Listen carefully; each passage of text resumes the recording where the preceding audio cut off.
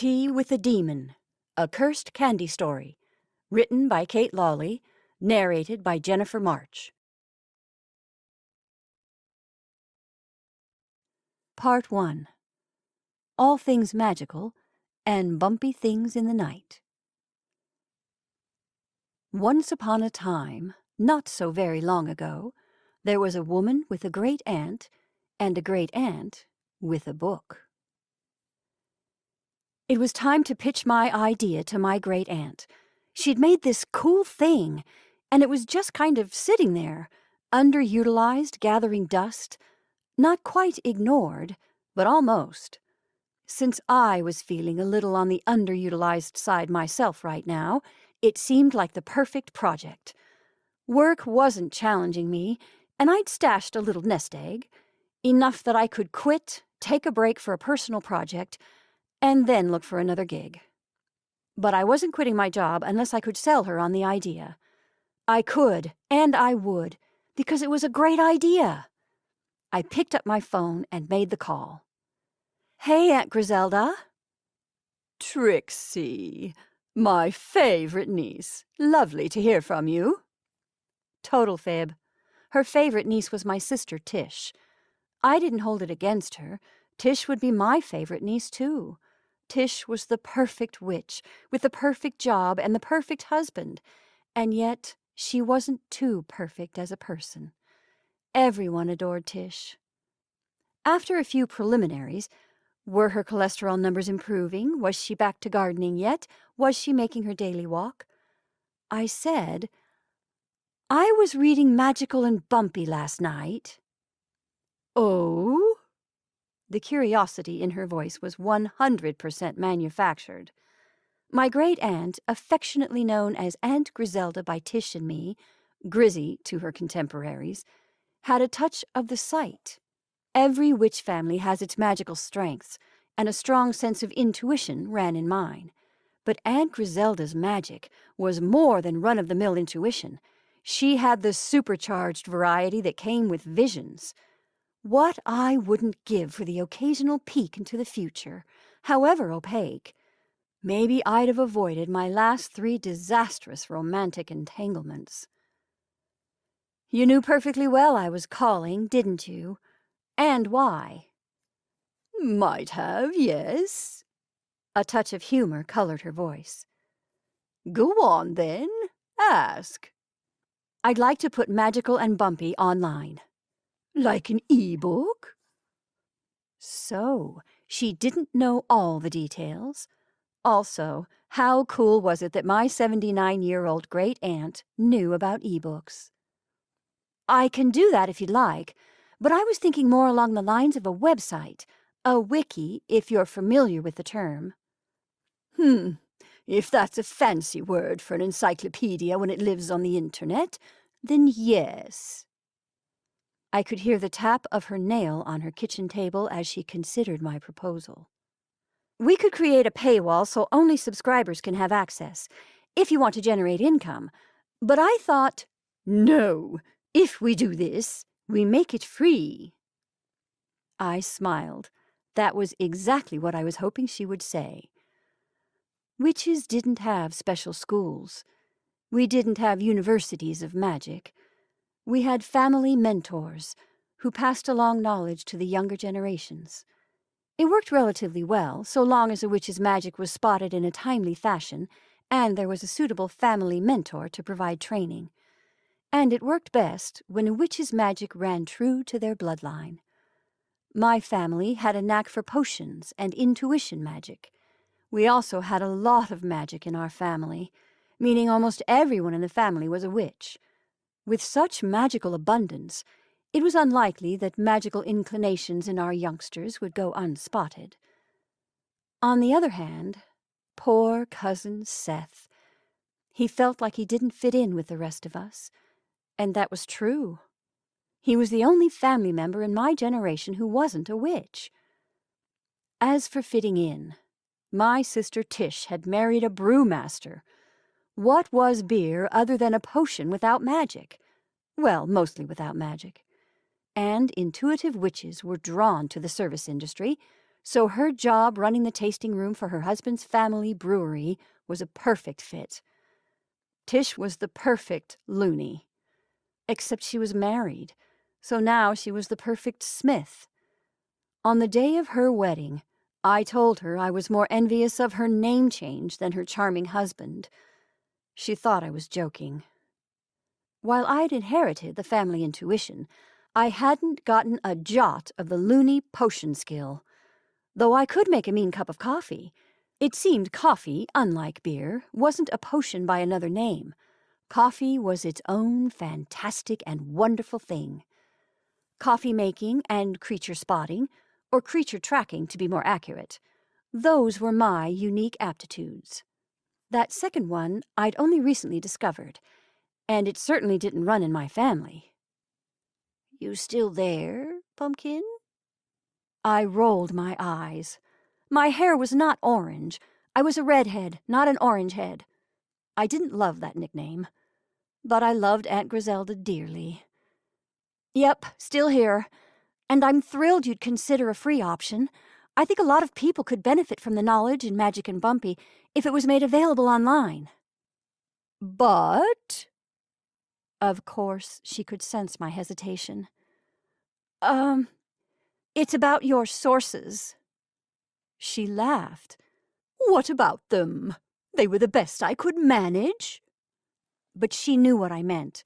She'd interviewed other family mentors.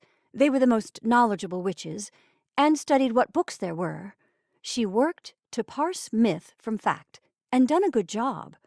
That was why All Things Magical and Bumpy Things in the Night, even with its comical title, had intrigued me for so long. Initially, I'd appreciated the topic and the range of information, and then, when I'd stumbled upon my own special brand of magic, the insight it had given me into my unique magical capability. "We can do better." "Oh?" And now there was more than curiosity in my great-aunt's voice. Now there was excitement. "Have you ever met a dragon, Aunt Griselda? Or a demon?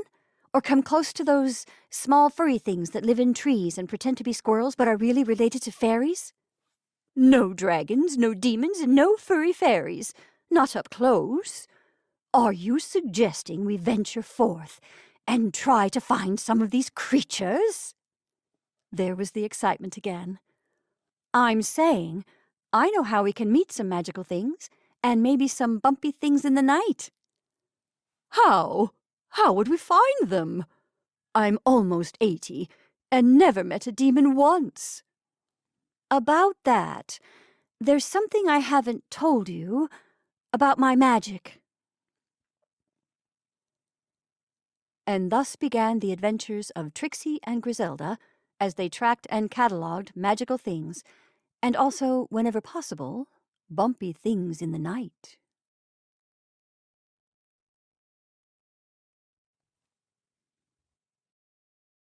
Part 2. A Demon Case Study. "Demon!" Not my most coherent of phone greetings, but this was Aunt Griselda. She'd understand. "Your place or mine?" "Mine." I bounced on my toes in excitement. We decided in advance to meet at whoever's home was closest to the creature's location. "I'm fitting my cane as we speak. You're okay to transport me to your house?" Magical transport when stressed? No problem, but only because I'd been practicing. Ever since we'd hatched our plan, I'd been like a husband with a pregnant wife about to pop with their first, waiting for the big day and going through the routine over and over again. Tagging a person for transport was a bit beyond my skill. I was no witchy transport expert. Instead, I'd tagged Aunt Griselda's cane.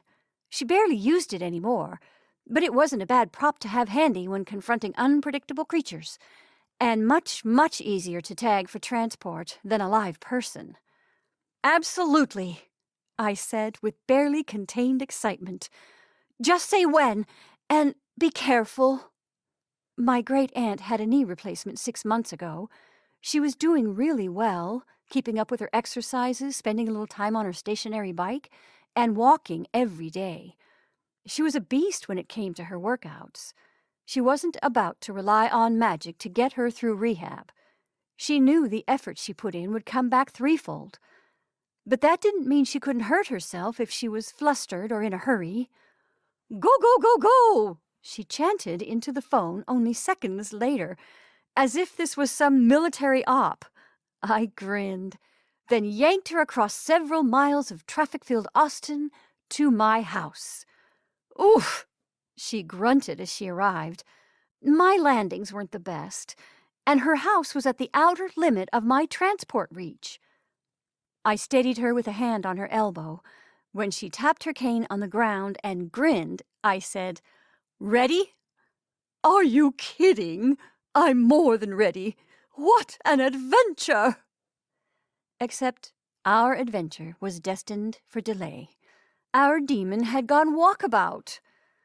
Using my creature radar, we tracked it to a local cemetery. A witch, fiddling with prohibited spirit communication, had likely allowed it to slip through, but it hadn't lingered amongst the gravestones. From the graveyard, we followed it to a tea shop. As I pulled into the parking lot, Aunt Griselda pursed her lips. "You're sure? A tea shop? Maybe you need to calibrate your antennae." There was no calibrating. When a new creature came into my area, my internal radar pinged. I got this funny feeling, higher than my stomach but lower than my heart. Took me ages to figure out I didn't have chronic indigestion, and even longer to recognize the nuanced differences between the types of creatures that pinged on my magical radar. Thus far, I'd only been able to pinpoint about half a dozen varieties. Since I had to track them down and then identify them using all things magical and bumpy things in the night, my great-aunt's compendium of magic creatures and items, I figured a handful of IDs in a few months' time wasn't so bad. As for calibrating my antennae, it just didn't work that way. The closer I got to the creature, the stronger the feeling, until I had a sort of aha moment and just knew that he, she, or it was within spitting distance. Okay, slight exaggeration. Even Cousin Seth, the loony family spitting champion, was only good for a solid 8 feet. I'd say my aha happened within 20 or 30 feet. And here is a funny quirk. I wasn't a walking who's who of creatures in the greater Austin area. After a while, they simply faded off my radar. Initially, I thought it was a question of range, that creatures I no longer sensed had left the vicinity. But through trial and error, and repeated sightings of a particularly mischievous furry fairy in my neighbor's yard, I realized that wasn't true. I suspected my magic treated these lingering creatures much like a bad smell, and that I'd become the magical version of nose-blind to them. Sensory adaptation was the more technical term. It probably kept me from being overwhelmed by the sheer numbers of creatures that I'd otherwise have pinging on my radar. I didn't take offense at my great-aunt's skepticism, giving my own slow acceptance of the facts. It had taken 6 months of supposed gastric issues before I recognized that magic was afoot. My discovery had taken so long that I'd come to believe that the chalky taste of chewable antacids was simply a fact of life. Odd how discovering the cause of the sensations changed their effect on my body. What had been a cause of discomfort was now simply information, neither pleasant nor uncomfortable. "No calibration necessary, promise. I've tested my antennae several times." I grinned at her. "But I've never approached any of them. Thank you for agreeing to do this with me." Having a partner in crime made all the difference. When I'd contemplated approaching one of my creatures before, I'd always felt silly or a little scared.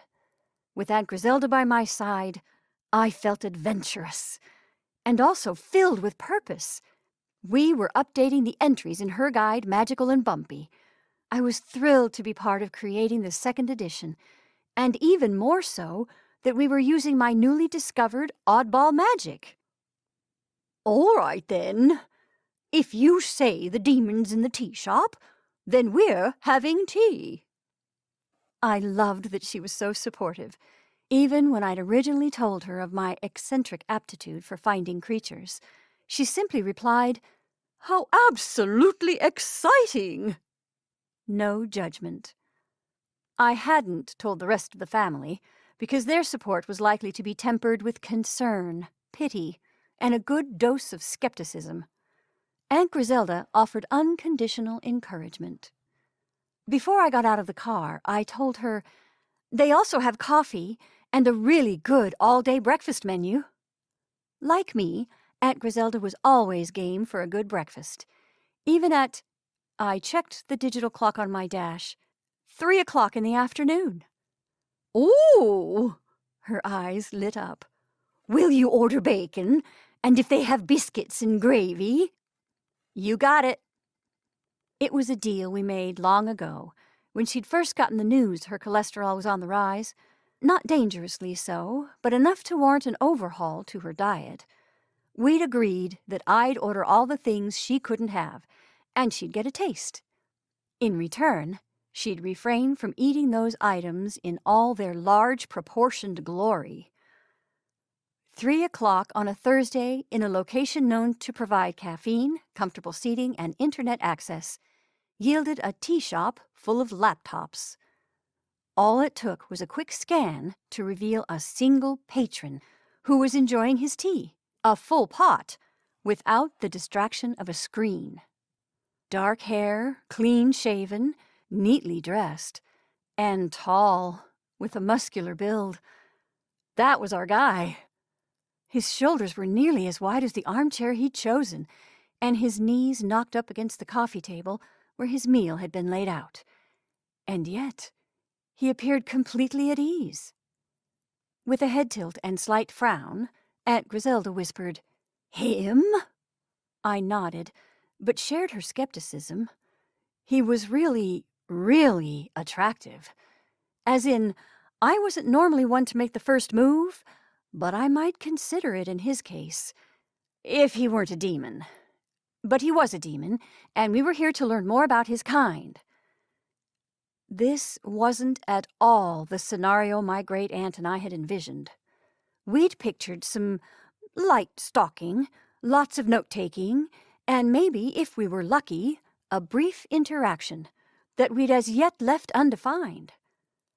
"I think we should just walk right up to him. Obviously he can communicate. He ordered tea." She leaned forward with a squint. "And scones. Those look delicious." "Yep, I'll add them to my order." She patted my arm. "You're my favorite niece." I swallowed a grin. I knew who her favorite was. Spoiler, not me. But that was just fine. I loved Aunt Griselda like crazy, and I was sure the feeling was mutual. Our demon didn't seem to be going anywhere. Half his plate was still filled with food. He'd gone for scones, a side of bacon, a poached egg, and toast, so there was plenty there to keep him busy. And he hadn't seemed to have noticed our presence, our weirdly lingering at the front door presence. Good thing this tea shop was more like a coffee shop than a cafe and had counter service. A hostess would have been inconvenient. "Approach first and order later?" I asked. "Smart. That way, if we have to make a run for it, we're not wasting any food." Ever practical, my great-aunt. My reasoning had been that we didn't want to miss him if he happened to finish his meal and hoof it before we paid. Arm in arm, we approached the big bad demon, who was in fact big, but looked like Harry Cavill in Superman, so how bad could he be? He eyed us, first with wariness and then curiosity. "You're not him?" "Oh, sorry. Were you expecting someone?" I wasn't sure if I was sad that we hadn't met his expectation, shocked that his English, American accent and all, was perfect, or dismayed that he'd been expecting a guest. "Avoiding someone." He smiled. The demon smiled. At us. And not a single fang in sight. Maybe the part about them sucking the blood of witches and wizards was one of the incorrect tidbits nestled within my great-aunt's entry on demons. He gestured to the sofa situated across the coffee table from his own seat. "Would you care to join me?" Aunt Griselda and I shared a glance. I read on her face exactly what I was feeling. Yes. So many yeses. A face-to-face sit-down interview so far exceeded our expectations that it hadn't even popped up as a possibility during our planning. I'm sure we looked wide-eyed and eager as we seated ourselves, but this much excitement was hard to hide. We were talking to a demon, having tea with a demon. Or we were about to, because even though this establishment didn't have table service, the young woman behind the counter had arrived to take our order. Glancing from the friendly waitress to our demon companion, Aunt Griselda said, "Do you mind? I could use a nibble." "Not at all. My treat." He couldn't pay for us. We were about to interrogate him, and I was going to order a lot of food. "Oh no, I'm rather hungry and—" "I insist." Then he smiled at the patient waitress. "On my bill, please, Steph." Who knew demons were so polite? To protest further would have been rude, so we accepted and ordered. Me, coffee, and enough food for an army, so that Aunt Griselda could get her rich food's fix by nibbling from my plate. And Aunt Griselda, a very modest dry toast and black tea.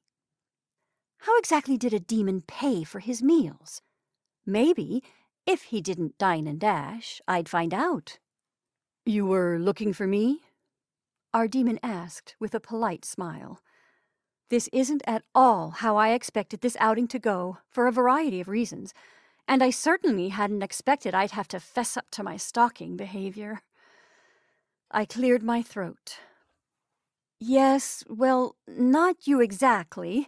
We don't know you, so we couldn't really be looking for you." "But people like you, yes." Aunt Griselda smiled broadly, as if this explained everything. Our demon looked first at my great-aunt and then at me. Maybe we'd stumped him.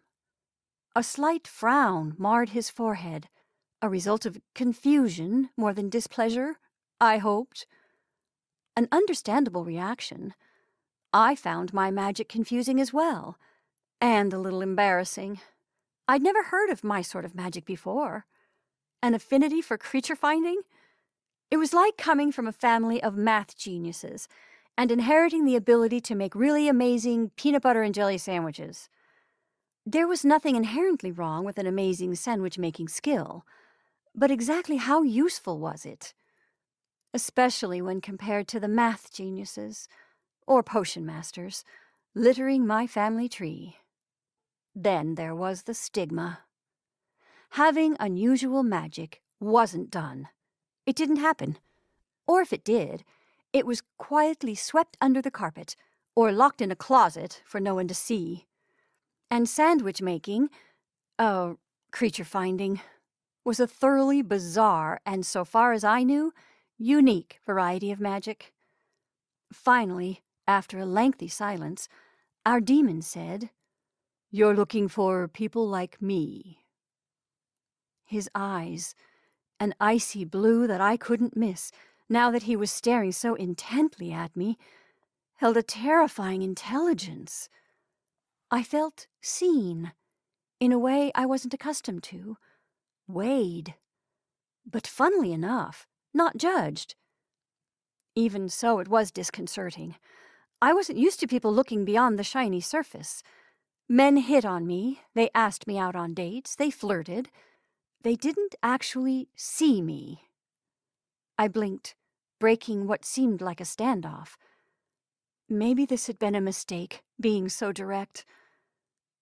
The tension that had seeped into his shoulders when we'd admitted we were looking for people like him eased. Whatever he'd observed while peering into the depths of my soul, or so it had felt, had reassured him. With a lopsided quirk of his lips, he said, You know what I am? I glanced around the room. No one was close enough to hear us, but I lowered my voice anyway. A demon. And you were looking for a demon? Any demon? Aunt Griselda seemed fascinated by our exchange. Probably something to do with that soul-searching stare he'd given me. Her head swiveled back and forth between us. Then she said, "No, today we're looking for a demon, because there was a demon to find. On another day, we might be looking for..." She turned to me. "A dragon," I supplied. "They're not nearly so large as you think, and like to roost in the lower branches of trees." Our demon's lips quirked with amusement. "I'm aware." "Oh," I nodded. I wasn't so sure that most witches or wizards knew so much. Dragons had a sort of magical camouflage that allowed them to blend in with the local fauna, a camouflage that most of the magical community hadn't discovered. Magical and Bumpy certainly didn't contain that information. To say the entry on dragons was thin would be kind. "But no dragons today," he clarified. "Today, you were looking for a demon." When my great-aunt and I nodded, he said, with what seemed to be complete sincerity, "Now that you've found me, how can I help you?" Aunt Griselda gave the remaining food on his plate a pointed look. "First, you can finish your meal before it goes cold." He smiled again. It made little wrinkles appear at the corner of his eyes and made him 10 times more attractive. "Thank you. I think I might." Then he extended his hand, first to my great-aunt and then to me. "You can call me Sylvester." Interesting. Not "my name is Sylvester." "I'm Griselda, and this is my niece, Beatrice." "Trixie," I corrected. "All of my friends call me Trixie." Not that I loved the nickname, but it was better than the alternative. Eyes wide and voice eager, Aunt Griselda said, "We're so thrilled to be sharing a meal with you. Always better to share a meal than to be the meal." She didn't just say that. She didn't. Please let the floor open and swallow me. But she did say it. And Sylvester's response? He laughed. It was a genuine sound, originating in his chest and traveling through his body with a joyful ease. "I like you, Griselda." Her eyes twinkled as she replied, "I'm reserving judgment, but I very much want to like you, Sylvester." Our food arrived, saving us from delving into the deep end with questions like, "Is it true that demons feast on the blood of witches?" Not the best beginning if we wanted to encourage Sylvester's cooperation. I asked the server if we might have an extra plate, and when it was delivered, carefully placed small portions of bacon, blueberry scone, biscuits and gravy, and cheesy grits on it.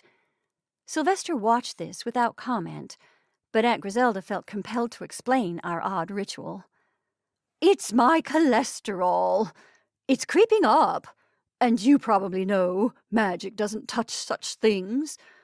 I've had to alter my diet in a way that I find bordering on tragic." He pressed his lips together, probably trying not to laugh at our silliness. "I know, I'm supporting her bad food habit," I shrugged. Aunt Griselda patted my arm. "Shush now. It's our little deal that has me sticking to my diet on all the other days, dear." Then she explained our bargain to Sylvester, who demonstrated impeccable manners and refrained from laughing. His warm gaze met mine. "An admirable solution. And, Griselda, how are your cholesterol numbers?" Her eyebrows climbed. "Not you too. But fine, thank you. Just fine." Sylvester set his napkin aside and spent the next few minutes watching us eat. He didn't appear to be in any hurry, and I had to wonder, why here? Why this tea shop? The food was excellent, but he'd slipped into our world from another, sneaked through an illegal gateway created by a foolishly incautious witch, not an everyday occurrence, and landed here. Maybe I'd ask him. I'd have to see how the conversation went. The waitress, Steph, came by and cleared the dishes away. We were getting much better service than the screen-addicted crowd. When Steph left us, Sylvester repeated his question from before. "Now, how can I help you?" Best to just jump in. So I said, "We're writing a guide, actually updating one that has some outdated information." He raised his eyebrows. "On demons?" He smiled politely, and that was when I realized he'd never directly confirmed that he was in fact a demon. He'd merely failed to challenge our assumption. Aunt Griselda assumed an apologetic expression, as if a single entry in an encyclopedia book were an insult. "Not just demons. It's a resource book for witches. All things magical and bumpy things in the night. That's the name of the book. There are articles on a variety of topics, but mostly, can I say creatures? Is that offensive?" He tipped his head thoughtfully. "If demons are keeping company with dragons among the pages of your book, I can see how creatures might be a good catch-all." I leaned forward as I waited for him to say yea or nay. This project was important to me. Not only was it a way to explore my own newly discovered magical ability, a way that gave my strange talent value, it was also a benefit to the witch community. Once again, I was subjected to the intense scrutiny of a man who might just like to drink my blood. And once again, I wasn't frightened, not in any physical sense. He nodded once, as if satisfied. "I'll help you, but I have a few conditions. First, demons should absolutely be categorized as bumpy things in the night." Then he grinned. Aunt Griselda grinned right back at him. "Deal!" "What else have you got?" I asked, because it couldn't be this easy. "You can ask whatever you like, and I'll be as truthful as possible. But—" He met my gaze, and it felt like he was peering into the furthest nooks and crannies of my soul. "You can only publish what I approve." I was about to agree, because yes, all the yeses. Limited correct information was hands down better than the possibility of disseminating incorrect information. But before I could do more than nod, he added, "And I'll need your blood." Me. He was looking at me. I must have looked appalled, because his eyes lit with humor. "A small amount, not intended for any nefarious purposes." Maybe I looked like a woman about to be pounced upon, because he uttered the last part with a self-deprecating smile. Time to take courage in my hands and skip the preliminaries. I really had planned to ease my way into the topic, but I swallowed. "Since you've mentioned it, do demons consume witch blood?" "No answers until you agree. You'll only publish what I approve?" He waited. "Yes," I replied, because that was entirely fair. And Griselda agreed as well, when Sylvester turned to her for a response. "And your blood." "Why?" I asked, followed by Aunt Griselda's, "Why her?" "Why?" he said, choosing to focus on my question. "Call it a token of trust. I'm trusting you with sensitive information. Asking for a small demonstration of your own trust is only equitable." My great-aunt's question remained unanswered. I shared a look with her. "Your decision," she said. Which was a punt, but a fair one. If she had any reservations, she'd voice them. The risk was mine, and therefore the decision had to be my own. With neither my great-aunt's intuition nor my own warning against it, I considered his proposition. Blood for knowledge. Was it worth the gamble? Sylvester was right. What better way to establish trust? I didn't know what could be done with my blood. We were here to learn more about demons, after all, so their ability to do magic with blood or bind with blood or... There was no point in enumerating the risks. Our ignorance made them abundant, and my imagination was no guide or limit to the possibilities. "Nothing nefarious or harmful to me?" I asked. "Nothing nefarious or harmful to you," he repeated with conviction. "And you'll answer all of our questions?" He nodded slowly. "I'll answer every question that I can safely answer." I narrowed my eyes. What sort of qualifier was that? That he could safely answer? But again, it came down to trust. And how much I longed for the knowledge he held. "How do we do this?" "In a public place with a dozen or more witnesses." He held out his hand, palm up. I teetered on the edge of uncertainty for a heartbeat, then two. But truly, I'd already made the decision. I placed my hand in his. He turned it over and kissed my palm. It was only when he'd withdrawn that I realized there was a small nick in the skin, a tiny wound inflicted without any pain. He leaned back in his chair and crossed his arms. His mouth worked, as if savoring a small sip of wine. He paused, then smiled slightly. "All right, I'll answer your questions now, though," he looked at me, "a word of advice.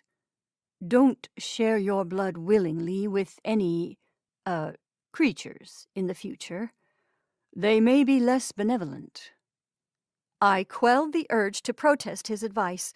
His words were sincere, if irritating under the circumstances. Perhaps it had been a mistake to give him the taste he'd had, but I didn't think so. "Fangs?" Aunt Griselda said, before I could further contemplate the wisdom of my choice. "You must have them, but I haven't seen them. How does that work?" Sylvester smiled broadly, then dropped Fang.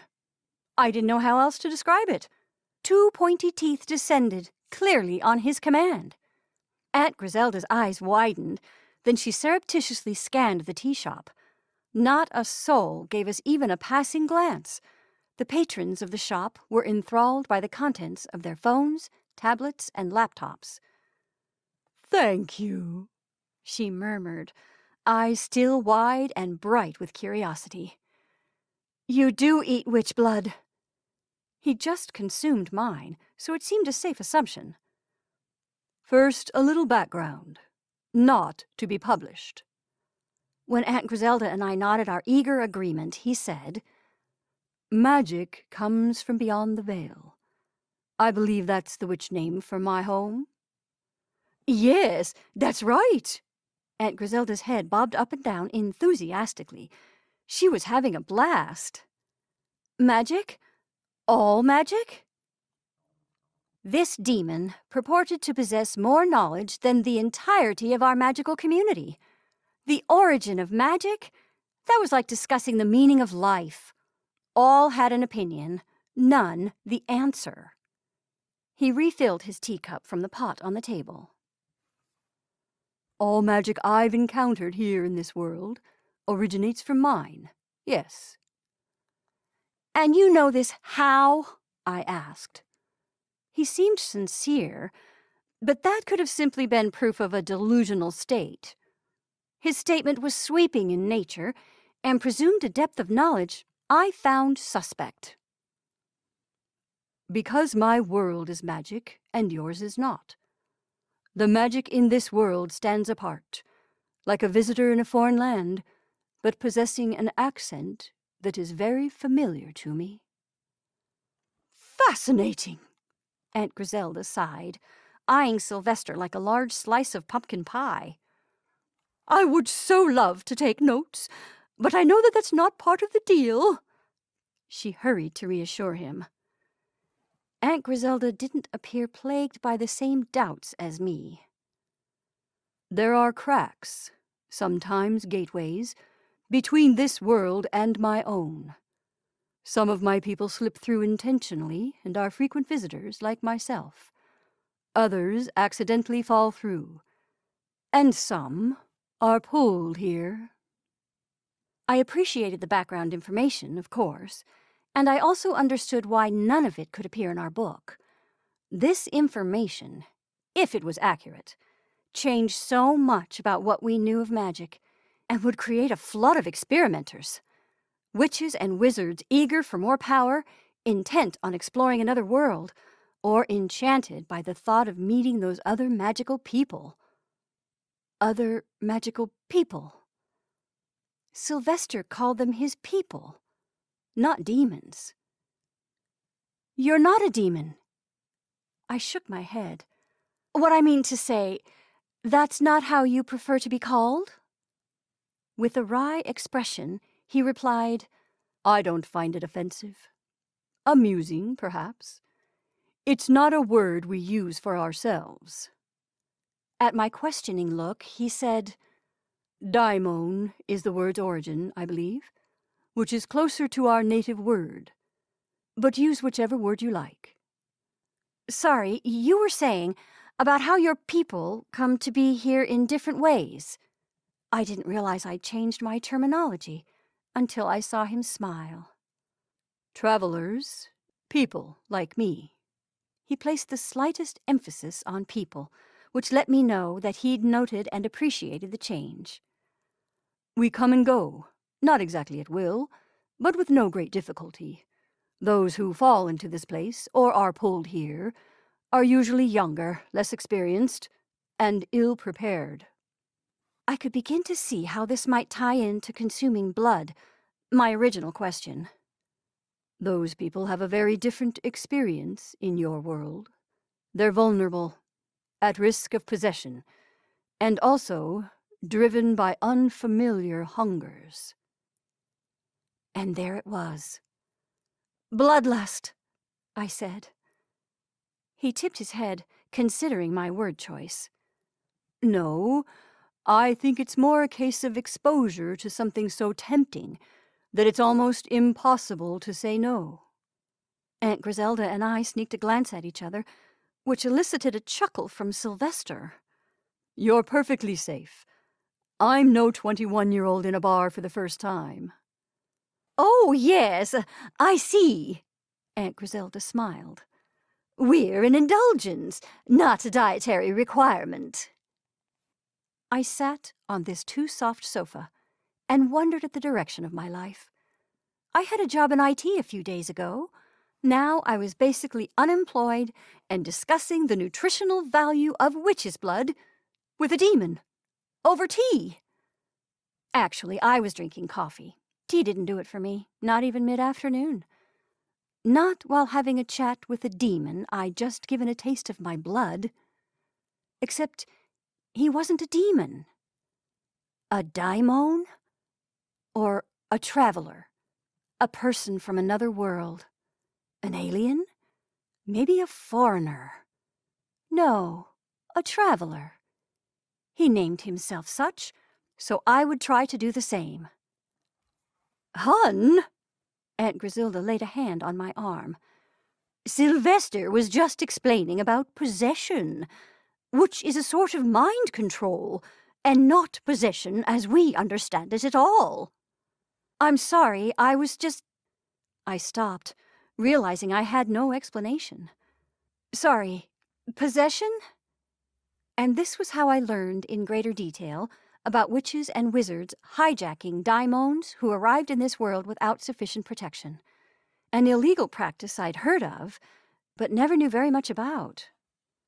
Aunt Griselda and I also learned that a daimon's physical body couldn't travel through the gateway between our worlds. With a quick perusal of Sylvester's rather nice earthly body, I couldn't help but ask, "Is this body not, yours?" His ice blue eyes narrowed. "It's not borrowed, if that's what you mean. The body we assume here is a mirror image of the one we inhabit in our own world." He leaned forward slightly. "Not something I'd appreciate reading in your book." "Because of the mention of the other side, your home." I nodded that I understood. He'd already been clear on that point. "So, our similar appearances have to make it easier to, partake of local refreshment?" he offered with raised brow, but there was a glint of humor in those icy eyes that warmed them. Aunt Griselda snorted. "I was going to say, blend in." His gaze met mine again. I didn't have the same feeling he was peering straight into my soul this time, but it was still oddly intense. Again, I felt seen. Maybe his intense looks were attributable to nothing more than his unusual eye color, but I didn't think so. I was beginning to suspect magic, and even with that new knowledge, I didn't feel threatened. Just attracted. Wow. Was it warm in here, or what? A discreet jab to my ribs had me blushing even harder. If Aunt Griselda had noticed, then it was likely pretty darn obvious that I was making eyes at Sylvester. That name, it was almost as bad as Beatrice. "Is Sylvester your real name?" I wasn't sure what sort of answer I expected, but his reply wouldn't have made my top 10 list. "I have various identities set up for my visits to this world. It makes the practicalities, such as dining out or moving about the city, much simpler." He smiled, the easy, charming smile from our initial meeting. "In Austin, I'm Sylvester." "Fascinating," Aunt Griselda said. "You're like a spy behind enemy lines, complete with secret identities and exceptional language skills." He laughed again, the sound deep and rolling. Thank goodness, because calling someone a spy isn't exactly a compliment. "I consider myself more like a very old exchange student. I'm here to learn about and enjoy the culture. No underlying political motivations, promise."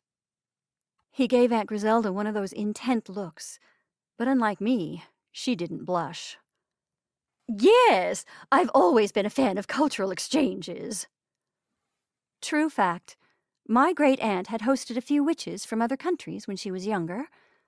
"But not every daimon coming to our world shares your principled motivations, as you mentioned earlier. What of the visitors who are overcome by the walking, talking temptations surrounding them?" I had been on the cusp of bringing this up myself. People as prey was a concept that I found problematic. Go figure. "Only in very rare instances is a donor harmed." His non-answer failed to satisfy. Also, I wouldn't classify the victim of an attack as a donor. "I've heard of deaths, bodies drained of blood." Aunt Griselda cocked her head. "Any explanation for that?" That wasn't in Magical and Bumpy. "Perhaps a possessed visitor, or," he sighed, "a murderer. We have our monsters just as you do. Daimons who don't value life and take no care to preserve it. But like here, such people are the exception. 99% of daimon bites result in a minor loss of blood, and no harm to the donor." My great-aunt leveled a critical look on him. Sylvester crossed his arms. "Can you control every underage drinker with a fake ID?" "Not at all the same," I protested. "Underage drinkers aren't attacking unsuspecting witches to score their cheap beer and shots." "No, but my point that both are equally difficult to control is valid. There are protections in place. We minimize as best we can." Aunt Griselda considered his words. It really came down to trust. Just as he was revealing potentially sensitive information about his people and trusting us not to misuse it, we had to trust that what he shared was truthful and accurate. She finally nodded. "All right, then.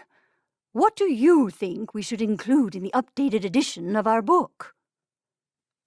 He gave us the highlights on dealing with possessed daimons.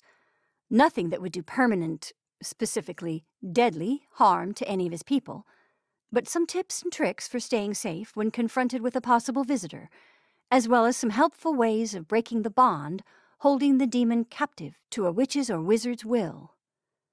As for daimons snacking on witches, and also wizards and non-magical folk, fun fact that we learned. Daimons release a narcotic when they bite. The deeper and longer the bite, the greater the effect. But other than knocking out the victim, it's otherwise harmless. In fact, it makes the daimon's bite painless. Another fun fact, daimons manufactured their bodies when they arrived, so they could interact within the world. It wasn't automatic and required different amounts of time based on a variety of factors: age of the visitor, how powerful their magic was, and whether they'd done it before or not. And this was how they ended up with a mirror image of their original bodies, because that was the blueprint their magic followed to create the new one. So, if your body isn't the one and only original version, I asked, while perhaps simultaneously admiring that body, then are you saying that harming your body doesn't harm you? Looking to harm my body, Trixie? There were things I might like to do, but they didn't involve any harm, that's for sure. I didn't bother answering his question. He was only teasing me. I suspected that in different circumstances, Sylvester would be an outrageous flirt.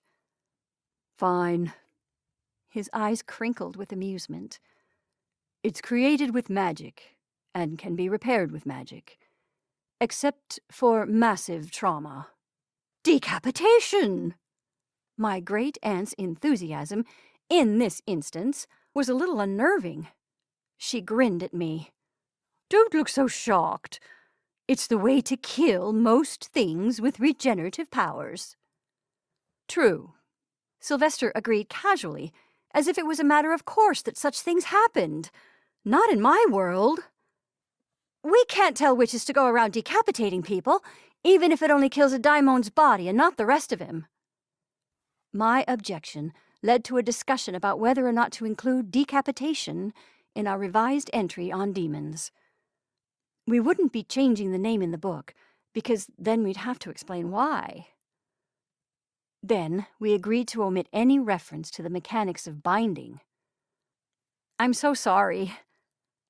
I wasn't sure why I was apologizing. I haven't ever done such a thing and never would. Controlling others, turning them into puppets subject to another person's will. It made my scalp crawl. I guess I apologized because, as a witch, I felt responsible for witches the world over. Opening a gateway to your world is a forbidden act, but it obviously happens. Narrowing her eyes, Aunt Griselda asked, How did you come to be here? We suspected a local witch of opening a communication channel beyond the veil, since you arrived in a cemetery. I frowned.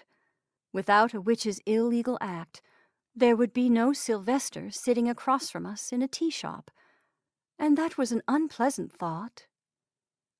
His eyes twinkled.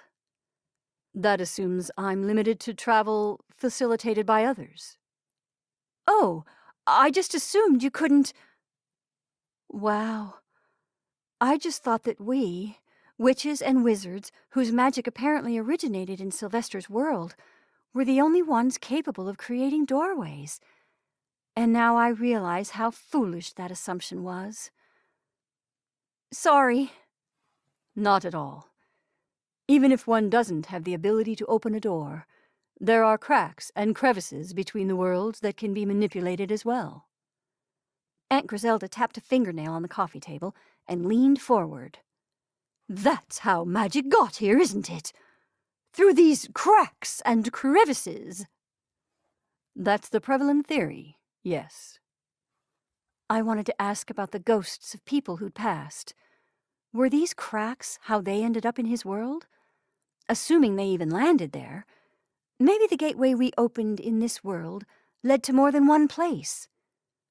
But I knew that Sylvester either wouldn't or couldn't answer these questions. My intuition speaking, perhaps.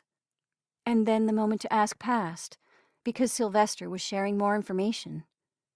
"These witches and wizards who are opening the gates, just so you know, they're the ones who are most easily able to ensnare inexperienced daimons. When we step through the gate, we're marked with the magic of the gate's creator, making it easier to find and then bind us." "So you don't use those gates?" I brightened as I realized that we didn't have a local rogue witch. "That's good news for us. It means there's no witch making illegal calls beyond the veil. Except, you did come through the cemetery, right?" He smiled softly, a curious tilt to his head. "You're a refreshing change." He shook his head and blinked, and I realized he likely hadn't intended his words to be spoken aloud. "Thanks?" His charming grin flashed again. Yes, this man was a tremendous flirt when he wasn't being interrogated by nosy witches. I just knew he was. "You're very welcome. If you've exhausted your questions, I have an appointment with my tailor shortly." "A suit by any chance?" Aunt Griselda asked, all innocent and wide-eyed. I managed not to roll my eyes, partially because it was rude, but also because I couldn't entirely argue with the direction of her predictable thoughts. "Yes, I'm overdue. A dark navy, I think." Aunt Griselda sighed, the lustful sigh of a woman who loved a good-looking man in a well-tailored suit. "I knew I'd like you." "I believe you wanted very much to like me. Have I graduated?" He teased her, with the confidence of a man accustomed to being openly admired. He lifted his hand to signal for the check. "Oh, yes, you've definitely graduated. Hasn't he, Trixie?" I wasn't going to participate in their flirtation. Sylvester, or whatever his real name was, didn't live here. He wasn't even an out-of-towner here on business. He lived in a completely different world, literally. What was the point of flirtation with a man who was both impractical and unattainable? "Thank you for all your help." I stopped when Steph, the waitress, arrived. She was exceptionally attentive for a place that didn't normally have table service. After Sylvester produced a stack of bills and told Steph to keep the change, I had an answer to my earlier question. It seemed daimons, or travelers at least, paid for their tea with cold, hard cash. Also, Steph told him it was nice to see him again, and our excellent service was explained. Sylvester, our otherworldly traveler, had been to the tea shop before, was quite possibly a regular. Turning his attention back to us, he said, "It was no problem at all. I hope the information we've discussed is beneficial to all parties. And I enjoyed sharing a meal." His comment sparked my memory. "Oh, I'd forgotten. You said that you were avoiding someone earlier. Maybe we can help you with that." I looked to my great-aunt for confirmation. There was a small chance we'd be interfering in matters we shouldn't, but he'd been so very helpful that it seemed worth the small risk. Besides, my intuition was on board with the offer. I felt the urge to reciprocate his kindness. This entire encounter had exceeded our expectations by miles. "Yes," she agreed. "We'd be happy to, of course." His steady gaze met mine, and once again I felt seen. "I was trying to avoid an encounter with a demon hunter, but I was confused. No demon hunter is searching for me." I blinked, breaking eye contact. Demon hunter. That was new. Never heard of them. How should we contact you? Aunt Griselda asked, looking back and forth between the two of us. So you can approve the new entry to our book. Ah, my plans are always unpredictable, given the nature of my visits. But I'm sure your entry will be fine. I know you'll abide by the agreement we made. He glanced at my hand, the one he'd taken the small sip of blood from. Too bad. Again, she looked between the two of us. Her behavior was a little odd, unless... Was my great-aunt matchmaking? With a demon, a traveler, who didn't even live in the same world as us. She must really have given up all romantic hope for me. Might we see you again? Aunt Griselda pulled a card from her purse. I'd designed it for her, so I knew exactly what it said. The front was her contact information, including a cell number. The back was the newly designed cover of Magical and Bumpy. He accepted it, then read it carefully, front and back. Perhaps. I enjoy this world and my visits here, but it does have its dangers. The demon hunter, I replied. He nodded. They're a tenacious bunch, and they're able to spot a traveler's appearance in this world from several miles distant. Their special tracking skill gives them a decided advantage in any chase. He smiled, shook our hands, and exited before the implication of his words evolved into a full-formed thought. Me. I'm able to spot a creature from miles away. I'm able to track creatures' movements. I'm a demon hunter? No, I rejected that conclusion, because I didn't hunt any creatures. Not demons, not travelers, not any other. I wasn't on the hunt. I didn't want to hurt anyone. I was an observer and a cataloger only. Certainly no demon hunter.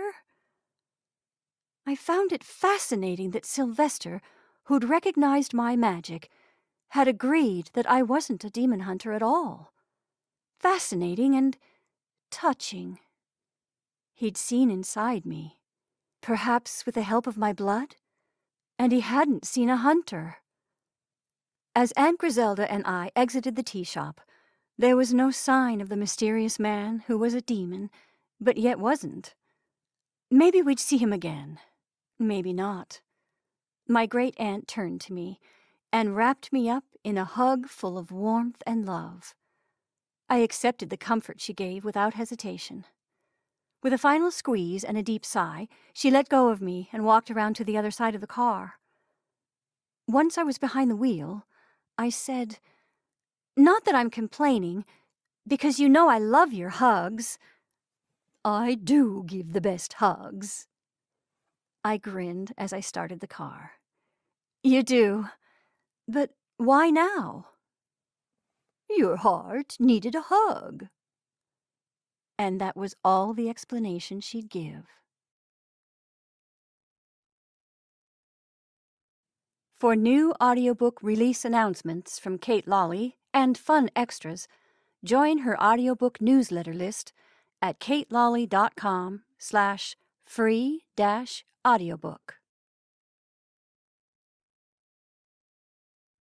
This has been Tea with a Demon, a cursed candy story, written by Kate Lawley, narrated by Jennifer March.